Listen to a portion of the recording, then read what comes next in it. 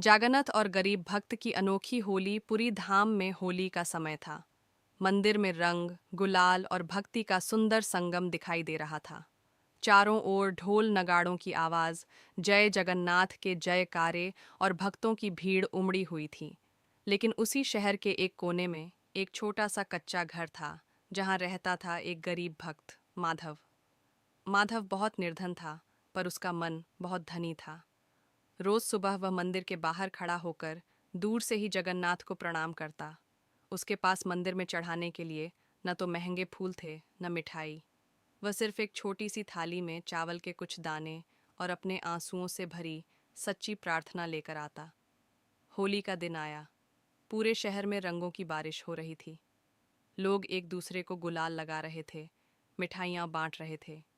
माधव अपने घर के बाहर बैठा था। उसकी आंखों में हल्की सी उदासी थी। उसने आसमान की ओर देखकर कहा, प्रभु, आज सब आपके साथ होली खेल रहे हैं। काश एक बार आप मेरे साथ भी होली खेल लेते। इतना कहकर वह चुप हो गया। उसके पास रंग खरीदने के पैसे भी नहीं थे। उसने आंगन की मिट्टी को पानी में घोलकर सोचा, इसी से मैं अपने ठाकुर को रंग लगाऊंगा। मन से तो सच्चा ही है। उसी समय दरवाजे पर दस्तक हुई।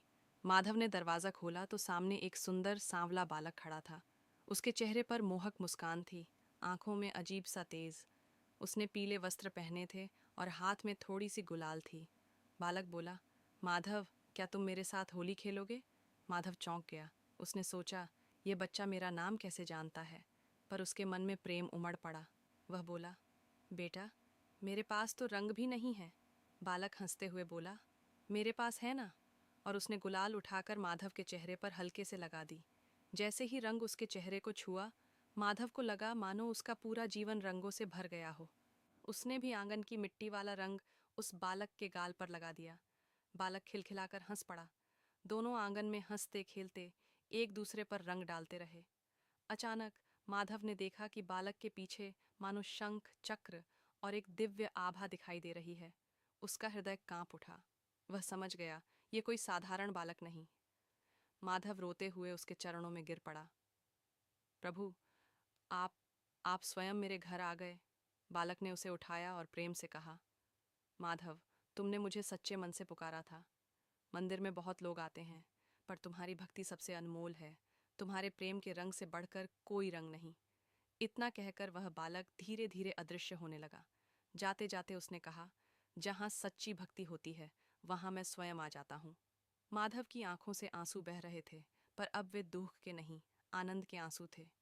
उसका छोटा सा आंगन अब भी रंगों से भरा था, पर उसके हृदय में जो रंग चढ़ा था, वह कभी फीका नहीं पड़ने वाला था।